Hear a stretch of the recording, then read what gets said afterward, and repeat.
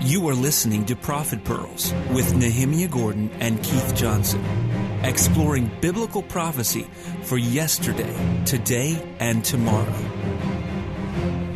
Welcome back to Prophet Pearls, exploring biblical prophecy for yesterday, today, tomorrow. This is Keith Johnson along with Nehemia Gordon, face to face, doing whatever it takes in the land of Israel. And I'm sick. But I'm having a great time, Nehemia. I'll tell you something, I feel terrible. But again, when we start discussing the Word of God, it gets pretty exciting for me. We're actually going to be discussing something in 2 Kings 7:3, but I'm not going to play by the rules. Okay. I'm not going to play by the rules, folks. There's no way we're going to start in 2 Kings chapter 7, verse 3. Why? You tell me why, Nehemia? Because I have to talk about the few verses before. Yeah. How did they not talk about the context of what Elisha does? So I know officially, folks, that this, and first of all, let me say to our Prophet Pearl partners, the Maccabees. Maccabees, if you're listening, thank you so much for sponsoring this. We are so thankful for those like you that they're hanging there with us, and for all of those that are listening and commenting on nehemiaswall.com and bfainternational.com. We're supposed to actually start at 7, verse 3. I won't allow it. Okay. Tradition says that it's 7:3. I'm going to break tradition, and I just want to read the first few verses of chapter 7, verses 1 and 2, and again, it sets the context. Elisha said, "Hear the word of Yehovah. This is what Yehovah says, about this time tomorrow, a seah of flour will sell for a shekel, and 2 seahs of barley for a shekel at the gate of Samaria. The officer on whose arm the king," and this is why I like this. We talked about the officer whose king leans on the arm. We talked about in the section that we just did. Yeah. Here's this. The officer on whose arm the king was leaning said to the man of God, "Look, even if Yahweh should open the floodgates of heaven, could this happen?" And then Elisha says, sticks his chest out, "You will see it with your own eyes, but you will not eat any of it." Now we can start the section. Yeah. So there were 4 men with leprosy at the entrance. And the reason that's important to start there is because it's a prophecy, and the story we're about to read is a fulfillment. And of how the prophecy. how can we know that? I mean, it's really strange. Yeah. And here I want to just reiterate. These portions, they're based on certain traditions, and they're supposed to correspond to different things in the Torah. And obviously, the thing it corresponds to in the Torah here is we're in the portion of Metzora, which is Leviticus 14:1 to 15:33, which is about leprosy. And here it's a story about the lepers at the gates of Samaria during the siege of Samaria by the Arameans, by the Syrians. Yeah. And can I just stop you and say thanks for taking off that hat? Folks, we're in the basement of a place here. Nehemia's got us. It's freezing outside, and he had on this hat. There was no way I was going to make it through Prophet Pearls with that hat. What's wrong with my hat? The hat? I love my hat. I wish I could take a picture of you with the hat. We will take a picture of the hat. I want people. Anyway, so he took the hat off. Now you've got to take your hat off. Okay. All right. With the 2 baldies. So anyway, and that's appropriate because Elisha was a baldy too. That's right. So So now that we've spoken about the hat, no, you're talking about the tradition. Oh, so the tradition is to start it in verse 3. And one of the things I hear in these, I'll listen to these debates between the rabbi and the Christian, the rabbi and the pastor, and they'll be debating, the Jewish side and the Christian side. And one of the things I came to this conclusion years ago, that truth is not found in these debates, because everybody, their objective is, I want to prove my side. Right. And it's not about we're looking for truth together. It's I want to prove that I'm right and you're wrong. And so there's many things that a person will not admit or not state because they're trying to prove themselves and not search for the truth. And what I want to do is humble myself before the creator of the universe and come look for truth, even if I'm proven wrong, especially if I'm proven wrong, because then I'll have the truth. And one of the things the rabbis will say, rightfully so from my perspective, is you Christians, you take these verses out of context. And then here we are doing this rabbinical tradition of the prophets, reading the prophets and trying to understand them in their history, language, and context. And the context of the prophecy is ripped out. Exactly. Verses 1 to 2 is key. It's the prophecy that's fulfilled in verses 3 and on. So... I'm glad you broke with tradition and read the prophecy that now is going to be fulfilled. Every once in a while, I'm going to do that in Nehemia. But one of the things that folks, we didn't do this in the last show because we got all fired up and whatever. We didn't talk about the ministries, and I know there are people who listen to this each time. But fast forward. We have to. I've got to have a ministry minute right now. Go ahead. We are in a really significant time in by the time that people are listening to this right now, Nehemia, we will have either determined, it will have been determined whether we're in the biblical year starting in, I think the date was around March 21st. Yeah, and then of course, by the time they're listening to this, we would have already celebrated Pesach. And Assuming Feast of Unleavened Breads. yeah. Yeah, so I guess I don't know how you want to, jump right into this and not talk a little bit about what time of year it is. I mean, I was really shocked when you said the date for yet the last deal, and I'm trying to figure out what happened with the days. How did we get into wherever we are in April? And we missed a section, or no, we just did a lot of episodes. We just did a lot of episodes. Okay, so I think this is our 27th or 28th episode. Okay, so this is the 28th episode we're doing. Yeah. So one of the things that's been really interesting is to actually being in the land of Israel. I call it God's clock headquarters, where we get a chance to see both in heaven and earth the connection and understanding of what time it is. And you will have by now, we'll have already searched and gone through the process of seeing whether the barley is Aviv and celebrating the beginning of the month, the new moon. And then by the time we're doing this, we would actually be after the Feast of Unleavened Bread. Am I correct in that? Yeah, that sounds right. By the way, just for invite people to go do some homework and read the full context here, which begins actually in chapter 2 Kings chapter 6 verse 24 through 33 is setting up the siege of Samaria. And then, then the prophecy of Elisha appears in chapter 7, verses 1 to 2, which is when in the context of the siege has already begun, and it's really in a bad place. The people are on the verge of starvation. In fact, some of them have gone over the verge of starvation. They're eating their children. Right. That's how bad things are. Yeah. Well, the reason I brought this up as far as the time is that there's an entire series that we have at the BFAinternational.com. It's actually in the premium content library. It's called The Time Will Tell. And what I like about that series, it's been played all over the world and been on international television, and now it's in our premium content library for people who really want to kind of understand how it is that we came to the place where we are understanding what time it is according to biblical reckoning of time versus the how can I say it, the many other possibilities and ways that people keep time. But what I love about that series is actually letting people see with their own eyes the process. And one of the most favorite episodes of the 10 was the actual episode where we went and looked for the barley. And understanding how that works and knowing what time it is and being able to see with my own two eyes and people seeing with their own two eyes and opening their Bible and understanding why this is. This isn't something that's been created by some group of people who say, hey, let's come up with a new way to determine what time it is. It's rather taking the text, understanding the text, and then applying it. So I want to encourage people to do that. You can go to BFAinternational.com. And on the first front page, you actually can watch the first episode of every single series that's there. Well, you can just watch that whole thing and discern for yourself. But that's just one of the things I wanted to lift up to people, is that this is a time of year where understanding what time it is important. And that's a series that really can help people do that. So go to BFAinternational.com, front page, and you get a chance to see that information. Yeah, and my ministry is Makor Hebrew Foundation. You can go and find out about my teachings at nehemiaswall.com. That's nehemiaswall.com. And don't forget to sign up for my free newsletter to get your regular updates. And I just want to give a shout out there to all the people who, and I'm saying this by faith because we're pre-recording it, but I'm recording this before the Aviv Search, but I want to shout out for all the people who supported the Aviv Search and made it possible and gave donations and support through prayer and through finances that allowed us to be able to go out and look at the barley and examine it and do it in a proper way. And you started off reading in verse 1. It talked about there was this price. The prices here. It was a shekel of flour, which actually there in Hebrew it's the wheat flour, and a se'ah of flour for a shekel, and 2 se'ah of barley for a shekel. And what you see is the price of barley.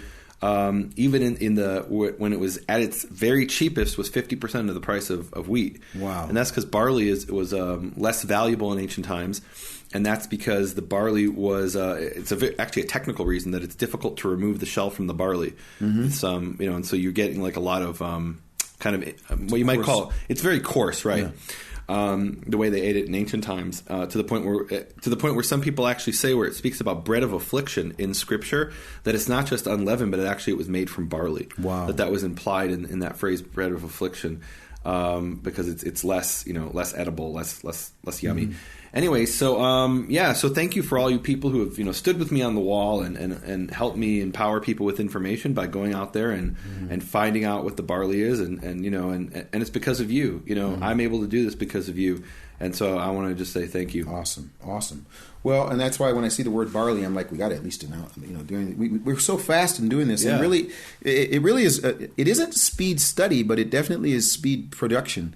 We had to do a lot of pre-work in order to be able to do this, but we're really trying about you, but I spent quite a bit of time preparing each section, knowing that when we came here in Jerusalem, we'd have a short time to record it, and so everything that went into it had to be done beforehand. Absolutely. And let me say this, that there are so many people that are a part of what we're doing, both the folks that do the editing, people that help us prepare, people that help us look through what's going on, folks that are doing artwork. I mean, I just have to say this whole Prophet Pro process with the partners, the people that are behind the scenes, everything that's happening. I don't know how many people if we were to count it, but it really is an amazing and humbling experience to have so many people put their hands to the plow so that we can do this work. So thanks to everybody. And again, when I saw the word barley, I thought we had to at least address the time of year. So now let's go to the section that's out of context. Now, there were 4 men with leprosy at the entrance of the gate. Now, let me stop right quick and ask a simple question. Oftentimes, people are going to have a note in the English Bible that's going to give a note about the word leprosy. And I just want to go ahead and have you do me a favor and check on the computer on this, Nehemia. In like our example, I'm looking at the NIV here. It says, now there were 4 men with leprosy, and it goes down to the letter C. It says, the Hebrew word is used for various diseases affecting the skin, not necessarily leprosy, also in verse 8. So when they say that, the first thing you want to do is find out, well, what word are we talking about? Since leprosy happens to be the issue that we were dealing with in the previous section, in this section, I would just ask you a question. Is the leprosy of the last section the same word that we're using here for these men? In the Hebrew, it's the same word. And Absolutely. the word is, the noun, the name of the disease is tzara'at, and someone who has tzara'at is called a Metzora, and plural is Metzora-im. So these are Metzora-im. They're people who have tzara'at. Awesome. What is tzara'at? So when we say leprosy in English, we're referring to a very specific disease, which I forget what it is. Is that Hansen's disease or something like that? It's one of those things. And this is a great story. There's actually a place in Jerusalem. I don't know if you've ever been there. Yep. Which not far from here. Yeah, actually. where they had lepers who were living there. Yep. And I'm talking about in the 20th century. Yep. And it was a communicable disease, and there was no cure. And so the government of Israel made a deal with them. They deprived them of their freedom, and these guys didn't have a choice. They said, we're going to give you a place to live for the rest of your life and a monthly salary, but you have to agree never to leave this place. And if you don't agree, it's too bad. We're going to lock the gates. And since then, what we call in the Western world leprosy has been healed, and those people still live in that place for free. And this is prime real estate in Israel. And they still get their monthly check because they said they accepted the deal. But back then, whether leprosy is Hansen's disease or something else, it's hard to say. But it definitely is this word tzara'at. It was understood definitely as not just a physical ailment, but a spiritual ailment. And where we can see that is where, and I'm sure we talked about this in the original Prophet Pearls, where we can see that, or the original Torah Pearls, where we can see that is that Moses sticks his hand into his cloak and he takes it out and it's white, full of leprosy, and and then we hear about Naaman who has leprosy and he's healed by dipping himself 7 times in the Jordan River. And Miriam had leprosy when she sinned. So we've got a bunch of references to leprosy. What exactly is it? It's hard to believe it's just a physical disease, because if that were the case, what would be the significance of all these rituals of spiritual purification that we read about in Leviticus? So I encourage people to make sure that they go to the original Torah Pearls. Both sites have the connection there. We did that over at FemiasWall.com and BFAinternational.com. Yeah, we did that over. It took a full year. And I have to say again, what's really nice about this is that it's taking a huge effort to get these done. But once they're done and once they're edited and once they're up, people can actually use this on a regular basis. That they can go to the Torah Pearls, they can go to Prophet Pearls, and between the two, you have over 3 hours, probably about 3 hours of information that people can go through and look through and by the way, the fact that they're lepers is significant because that's why they're outside the gates. Lepers were ritually unclean and would not have been allowed inside of the city because they would have, we think in modern times, they would have spread the disease, but the thinking back then was, This isn't exactly a physical disease; it's a spiritual disease, and when you're ritually unclean, then you're going to be put out. You're not going to come into contact with someone who's going to make you ritually unclean, especially in this leprosy case where it can spread. And it's interesting, the first paragraph here. We don't, like you said, we're trying not to go verse by verse, but just for the overall, the idea is that these guys are in a pretty hopeless, helpless situation where they're saying, "Look, we've got leprosy. We're outside the gate. There's famine on the inside of the gate. There's no food. We're going to die. Let's just go ahead and take our chances and go over to the Arameans." And if we go to the Arameans and surrender, if they spare us, man, we're better off.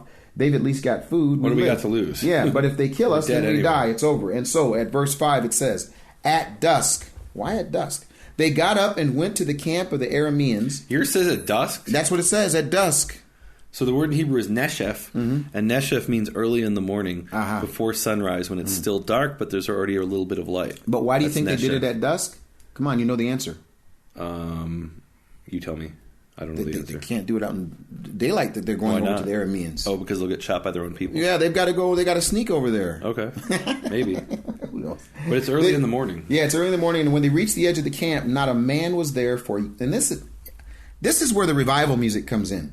For Yehovah had caused the Arameans to hear the sound of chariots and horses and a great army, so that they said to one another, "Look, the king of Israel has hired the Hittite and the Egyptian kings to attack us." So they got up and fled in the dusk, early in the morning, and abandoned their tents and their horses and donkeys. They left the camp as it was and ran for their lives.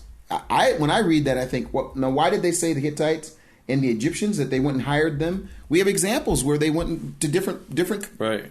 Places and said, "Okay, can you help us fight here? Can you help us fight there?" And sometimes I have to just say it's really been interesting to try to figure out geopolitically what's happening at a specific time. So, well, and Aram, or today's Syria, Aram Damascus, was sandwiched between the Hittite Empire and the Egyptian Empire, and so these are the big guys on the block that they're afraid of. They're not afraid. Oh, the king of Judah is going to come and attack us. Who cares about that? We'll beat them. Yeah. But where the Ammonites are coming. No, they're not concerned with that, but they are concerned. They're terrified of Egypt and the Hittites. Mm-hmm. And I think it's really interesting. Here's the question I ask myself when I read something like this. Mm-hmm. So the lepers go into the camp. How do they know this? How do they know that why the Arameans, why the Syrians fled? And I think the answer is very clearly they don't know this. This is information the narrator is providing. Mm-hmm. In other words, the prophet who's recording this information for us and presenting it to us, he's telling us the lepers knew that the Arameans had fled, but they didn't know why, and here's why. And the reason why is because Yehovah, performed this miracle. He caused the sound to take place. He caused them to hear the sound of chariots and horses, and they said, "Wow, this must be some big army." Mm-hmm. And look, this actually reminds me of the story of the Assyrians. Yep. So that's in 1 Kings 19:35 and Isaiah 37:36. Go look those up, please, and read those stories. It's a story about the Assyrians being camped against Jerusalem, and they wake up in the morning and everybody's gone, and there's 185,000 who are dead or something like. Here, let me read the verse. 2 Kings 19:35 says, "And it came to pass that night, an angel of Yehovah went out, and he smote the camp of Assyria, 185,000. Mm-hmm. And they woke up early in the morning, and behold, they were all dead corpses." And the same thing appears in Isaiah 37:36. And now that's only part of the story, because earlier in the story, let's see, where is this? Yeah, earlier, let's see, where is this? 2 Kings 19:35. All right, so sorry, earlier in the story in 2 Kings 19:9, Rav Shakeh, who is the general, he hears a rumor that Tirhaka, the king of Cush, is on his way to fight, and so he's under all this pressure to besiege Jerusalem. And during the siege, he finally ends up with the angel smiting the camp. But it was a similar sort of thing, that they heard this rumor that the enemy's coming, and so they've got to either flee or get things done really quickly. What's interesting about that story, and I'm going to talk about this just really briefly because we are not going to read that in the Prophet Pearls, but the story in 2 Kings 19 of Rav Shakeh and Sancherib and the siege of Jerusalem, it's really interesting because that story in a form appears in two other major sources. One is it's alluded to in the Assyrian documents, and in the Assyrian documents they talk about how they captured all these cities in Israel, in Judah, and it says, And Jerusalem was locked up like a bird in a cage, meaning we actually didn't capture Jerusalem. We just sieged it. He doesn't mention the defeat because no ancient king and even many modern kings wouldn't mention that. But they do mention that, Jerusalem was besieged. And then it's mentioned actually by Herodotus, who is a Greek historian. He actually mentions that there's a plague that wipes out the Assyrians. So and he gets the story a little bit distorted. He thinks it has to do with some pagan deity from Egypt causing it. But it's pretty cool that here we have this story. It appears it appears in Isaiah and Kings, and then appears in Assyrian sources in a form and in a Greek source in Herodotus. So it's pretty cool.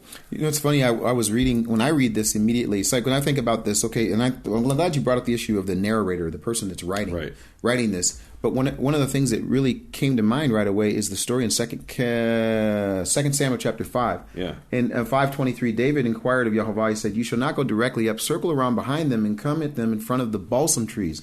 And it shall be when you hear the sound of marching in the tops of the balsam trees, then you shall act promptly, for then Yehovah will give out before you and strike the army of the Philistines."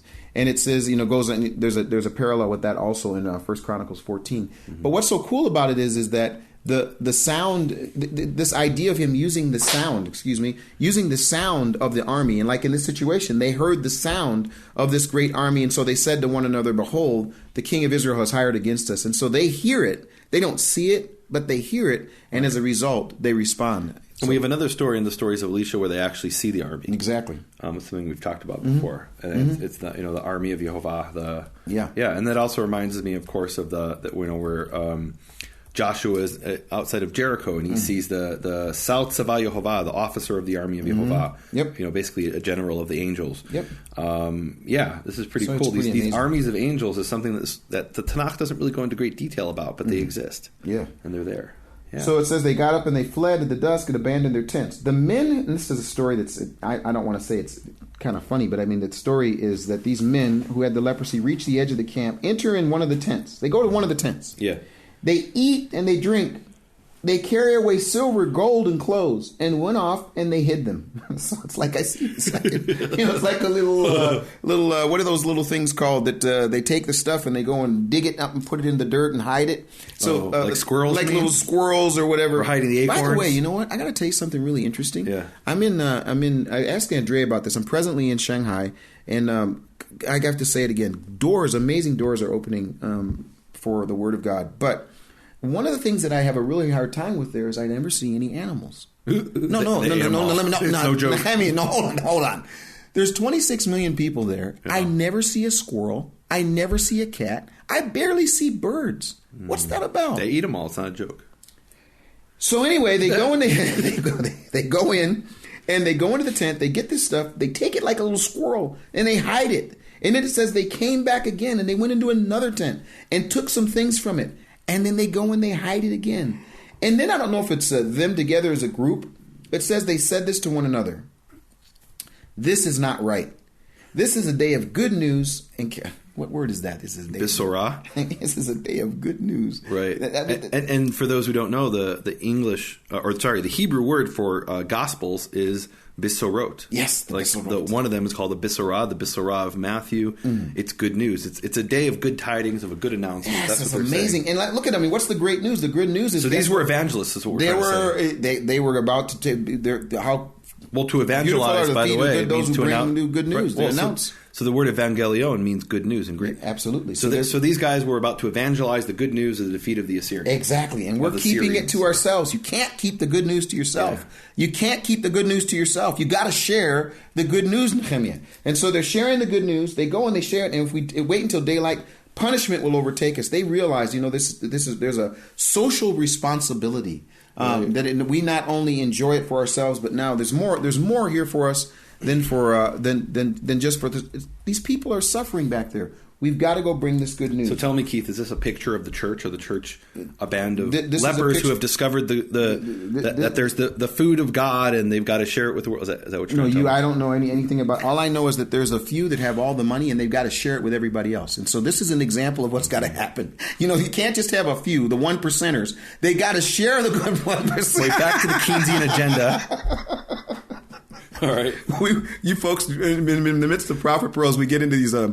would you call them creative tension, or is it discussions? No, it's absolutely creative tension. It's creative tension? I believe in the whole concept of the road to serfdom, and I'm concerned that I don't want to be a slave of the government, and you think the government should come and redistribute wealth. I don't think that, Nehemia. I'm not saying that. And I think the situation here was a little different because there's more wealth than they can possibly consume. They can't consume. And in the meantime, there's people who are starving to death, and actually this has kind of just fallen to them from nowhere. They didn't earn this. They didn't work at it. Yeah. And they're saying, wait a minute, we've got to go tell. There's people starving to death right now. Exactly. And we have more food than we need. We've even squirreled away food for the future. We've got to share this with people. And I think what I really wanted to say about it that I thought was interesting is that they knew that there was something. Look at what they say.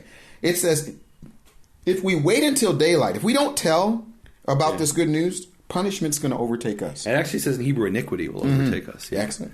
And they realized the longer they waited, the more people in the city would starve from the siege. And I just think that's amazing. That's an amazing, that one little verse, that one little phrase. But I agree with you that this is social responsibility. And what I love about it is that these are the people who are deciding, hey, wait a minute, we've got to do something to help other people. It's not that the government said, oh, whoa, lepers, you're not allowed to have that. I'm going to take that from you and give it to somebody else.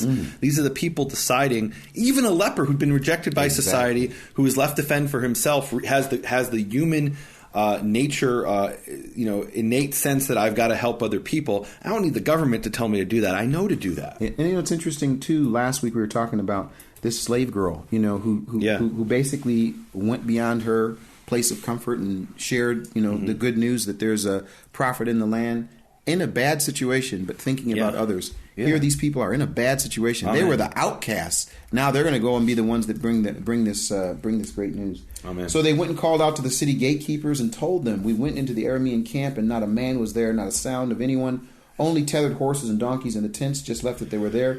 The gatekeepers shouted the news, and it was reported within the palace." I think it's funny that they didn't say, "We went into the Aramean camp, and not a man was there, not a sound of anyone, and there's gold, and there's food, and there's clothes." Right. They didn't go too far. Look, they just basically said, "Listen, just want to let you guys know to get it off our conscience. There's nobody there." I just think that's kind of funny. Yeah. So anyway, but then it says, they shouted, then the gatekeepers shouted the news. What's the word there? They shouted the news. This is what it says in the NASB. It's verse 11. Yeah, I don't see anything about shouting the news. You don't see anything about shouting the news? No. It says Vayikra Shoarim, and the gatekeepers called or announced, and they Vayagidu Beit HaMelech Pnima, and they told it to the house of the king inward. So I tried inside the palace. So I tried to slip something by a couple of the two witnesses. I got two witnesses that keep me accountable. So I tell these two witnesses, I said, "Do you know where the word news comes from? Do you know where the word news comes from?"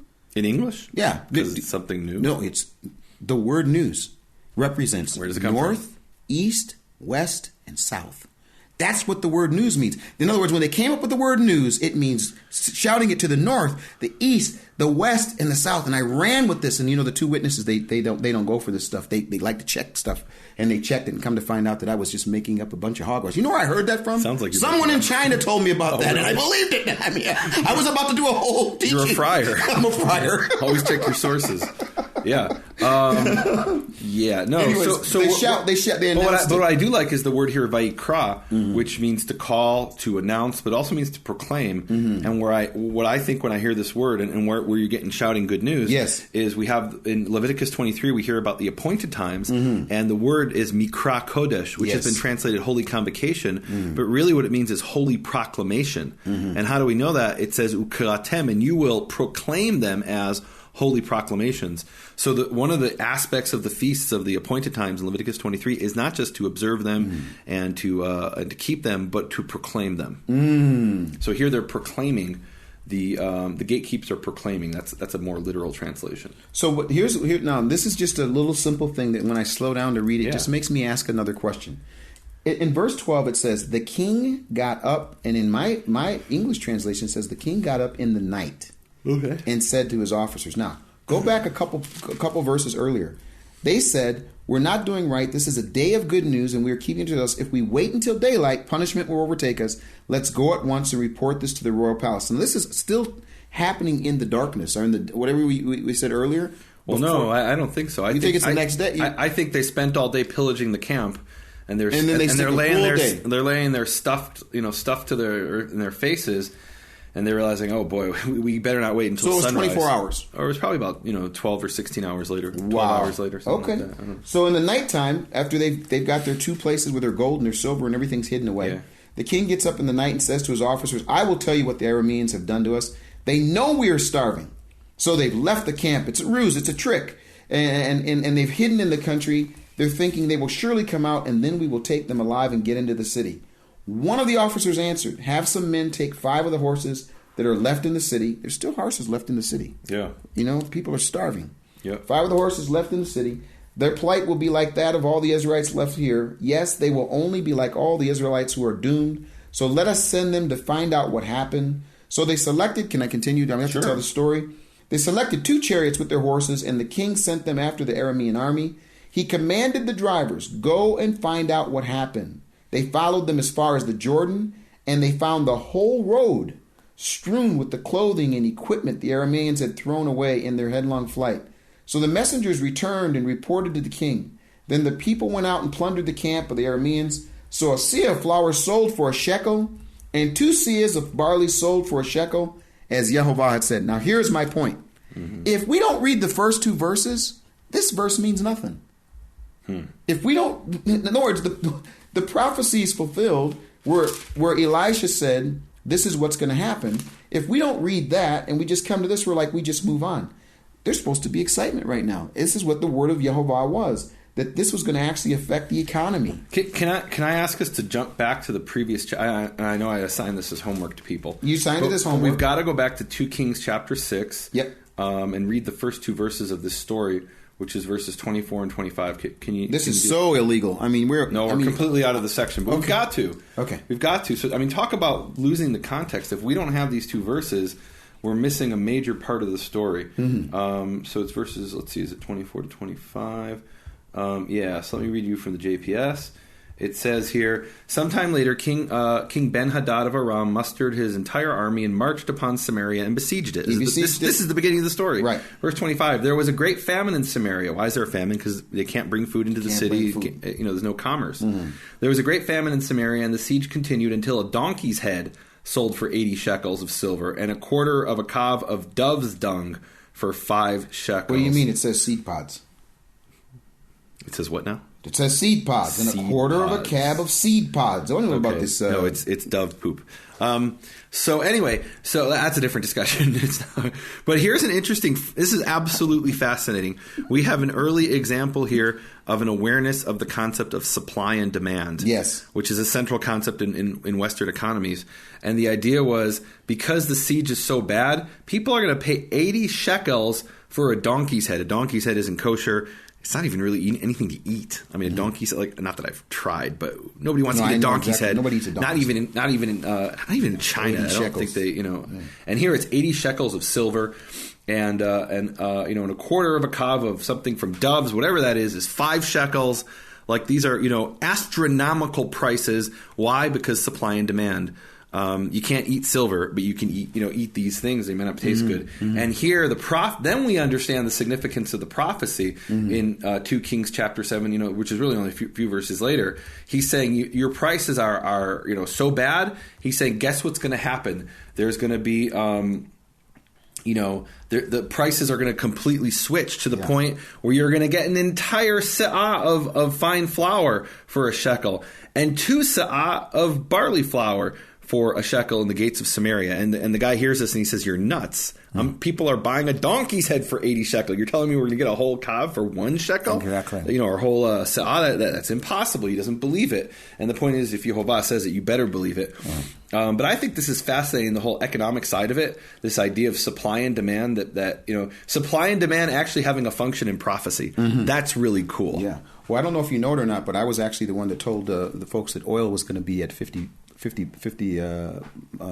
a barrel, below $50. Is that what it is? I don't even know. What do you mean? You don't know about the whole thing with oil? What is it? How much is it? Oil was over 100. In oil now is they're saying oil is going to be you don't know about what's going on with oil. Tell me what's going on with oil. Oil's going through, it's a crash. Oil's down so low. The price is going down? Yeah, in fact, Netanyahu made mention to it because of oil being where it is in the economy and how that affects Tehran. But really, the point is, I really am glad you brought that up, because there is this idea that I just think it's amazing that God would have his hands, if I can say this, that the prophecy would affect the economy like that. Yeah. That literally that was the prophecy. It was an economic. It's an economic prophecy. It's an economic prophecy. It's like a person standing there saying, "The Dow is going to be at 12,000 such and such, and it's going to." Of course, I never said that, but right. The point is that you see that kind of thing, and what's happening presently, if it's still happening at the time of the recording here, is there's been a major economic shift. The amount of money that's been quote unquote lost in the value of oil. They said that one of the reasons that the king of Saudi Arabia died. They said it was because he was heartsick because of the loss. No, I mean value? billions of dollars. Literally, the amount of money. Yeah, I didn't know anything about that. Wow. How can you not know anything about? Yeah, I don't listen to the news. Okay, it's all lies anyway. Let's move on, because this. Well, yeah. Okay. No, I just think it's amazing here. So let's just state the obvious, and I'm sorry for those who it's just so obvious to you. But why is there this devaluation so much of? You could say it's a devaluation of the shekel, meaning, or is it the other way around? No, it's yeah, I'm not an economics person. Yep. But basically, the supply and demand. Right, the supply. So the supply has gone up, and why has it gone up? Because the Arameans abandoned all their stuff. Yeah. So anybody who went out could go get as much flour as he wanted. Well, who's going to buy it if you can get it for free? Mm-hmm. And maybe there are people who can buy it. This also might be obvious, Nehemia, but it's funny when I read the story and it says that they went into the tents and they got gold and they got silver and they got clothes. Right. You got to think to yourself, well, was that? Obviously, that wasn't how it started. They obviously are on a campaign. They've already begun to accumulate. These armies have accumulated gold and silver from other places. They're doing their next thing, right. And instead, like they go in and what they'd gotten from somewhere else now they actually left. I mean, that's pretty amazing. Yeah. So, but now I want to get to this, if I can get to this, because it says here, he tells, Elijah tells him, I'm glad we went back to that section, tells him this is going to happen. They go and they find out. They select the 2 chariots. Let me just go to the whole thing. Verse 16, it says in verse 16, then the people went out, and they thrown around their head like the messengers returned and reported to the king. Then the people said, enough is enough. The people went out and plundered the camp of the Arameans. So a seah of flour sold for a shekel again. 2 seahs of barley had sold for a shekel, as Yehovah had said. Now here comes this part. Verse 17. Now the king had put the officer on whose arm he leaned in charge of the gate. So he tells his officer, now listen now, okay, you're in charge of the gate. Now, maybe this is just me, okay? Yeah. Maybe this is just me, but what kind of job is that to give your guy? They put him in charge of the gate, and what happens? Now, and people don't understand this. I want to talk about yesterday's, today, and tomorrow. You probably don't know this because of the news, but it says here that the people trampled him in the gateway, and he died just as the man of God Elisha had foretold, when the king said to the king, about this time tomorrow, a seah of flour will sell for a shekel. Basically, Elisha said, look, you're never going to see it. You're actually going to die. Well, you're going to see it, but you won't benefit from it. You won't benefit from it. Right. Now, you know what? This just a couple weeks ago, just about a month and a half ago, Nehemia, this actually happened in China. Really? In China on the New Year, which was the New Year, not the Chinese New Year, the Gregorian New Year. Yeah. What happened was they went into the Shanghai. There's 26 million people in Shanghai, but they went there for the New Year celebration before the Chinese New Year, and the reported number was 35 people. But they say that were trampled to death. Wow. That literally because of the movement of people just they were crushed, and this was like a huge story. In fact, the people that were in charge of the quote unquote celebration were punished by the Chinese government because these people were there and they didn't have crowd control. So here the king says to his guy, "You're in charge of crowd control," and the crowd trampled him, and he died. I mean, it's just I don't know. It's amazing to me. But that actually happened in real time, that just from human movement, people actually died. And the modern example I think of is, I don't know about the Chinese example, but the modern example I think of is you have like these soccer games. Yeah. Like in Europe this happens, and in England, where like they'll get pushed against the the fence and crushed. Yeah, but I'm telling you, this just happened. You don't watch the news, Nehemia. This was international news. I'm not sure they know about this outside of China. But let me tell you what's funny. Not what's funny. So now for the New Year's celebration, they actually canceled the public event. They wouldn't have public fireworks. And this is a really big deal. That's a very big deal in China. One reason only, because of what happened in Shanghai. They shut down the ability, because the crowds, there's so many people that the movement you can't control. And I was not feeling well. I was going to go down there with my camera, and oh boy, I wasn't there. Anyway, but let's that actually took place. Yeah.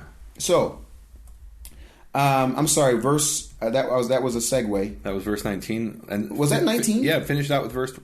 Oh no, it was verse 17, 18, something like that. Okay, so I want to read 18. Well, 18 and 19 kind of just repeat what we read at the beginning, okay. Which is maybe why they decided to drop it, because they're like, we don't need to read this twice. But okay, but should I read 19? Sure, go ahead. All right. So the officer had said to the man of God, "Look, even if the Lord should open the," and this is an example of rereading, like you say. It happened, it then happens, and then now we're back to him talking again? Yeah. He's dead. We're reminding us what happened, yeah. The officer had said to the man of God, "Look, even if the Lord should open the floodgates of the heavens, could this happen?" The man of God had replied, "You will see it with your own eyes, but you will not eat any of it." And this is exactly what happened to him, for the people trampled him in the gateway, and he died. Yeah. Well, wow. I love two things about this prophecy and its fulfillment. First of all, what I love is that,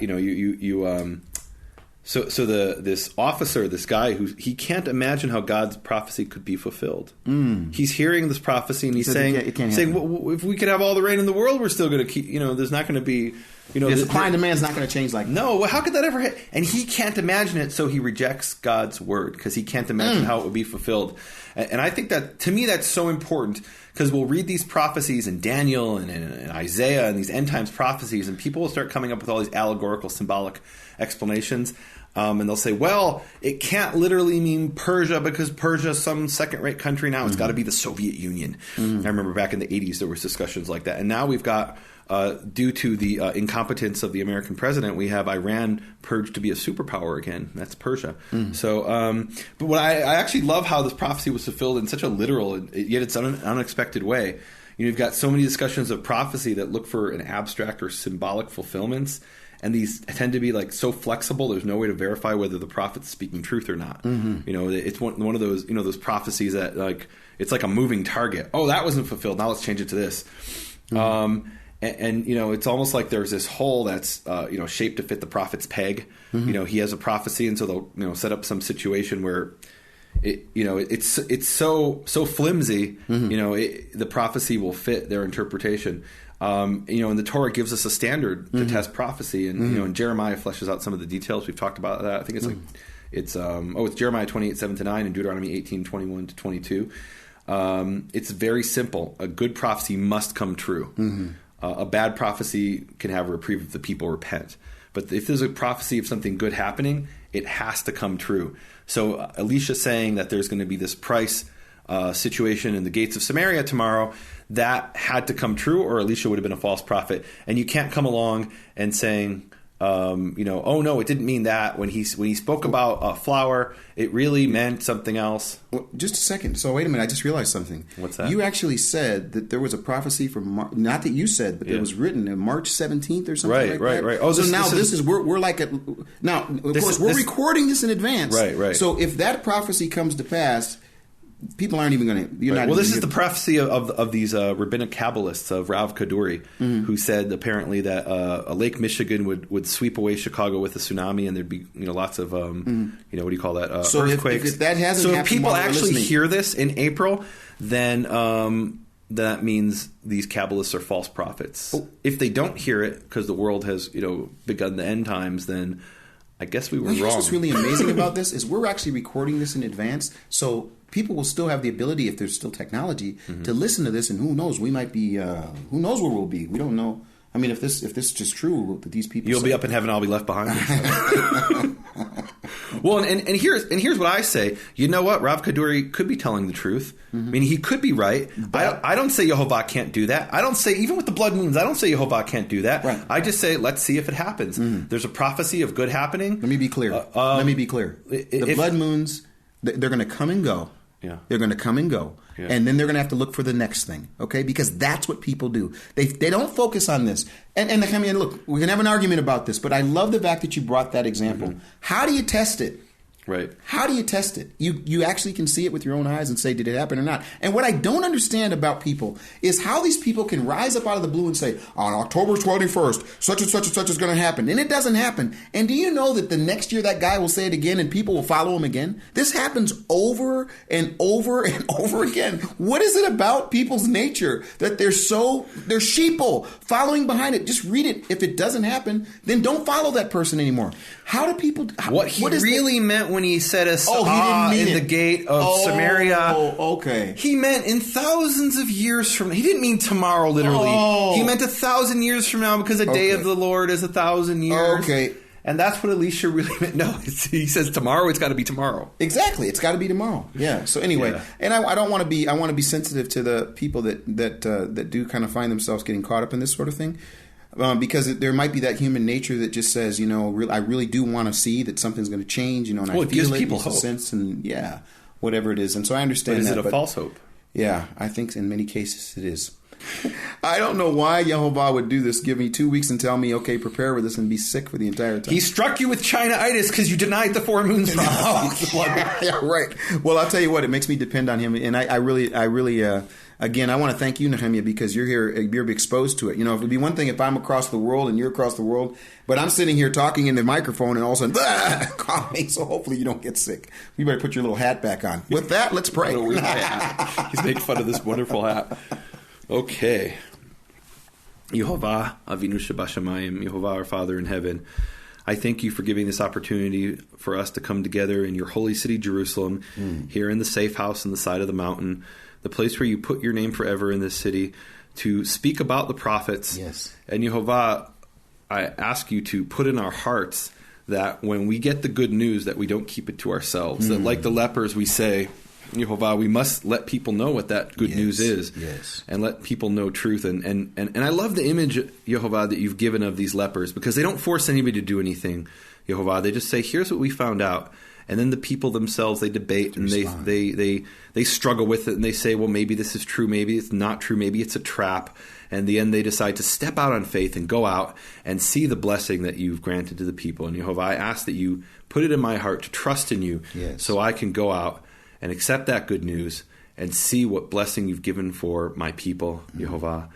Yehovah, please give us the humility to come before you and read these prophecies and accept them, even if they're beyond our imagination. Yes. When we read about the dead rising and coming back to life, and I know there's people who hear that and they say, well, we've never seen that.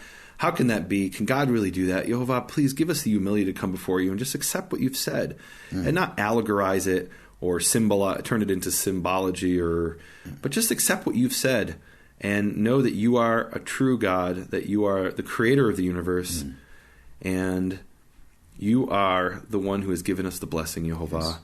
And Yehovah, bless this endeavor that we're doing, and bless all those who are hearing these words and studying your scriptures. In your holy name, Yehovah. Amen. Amen.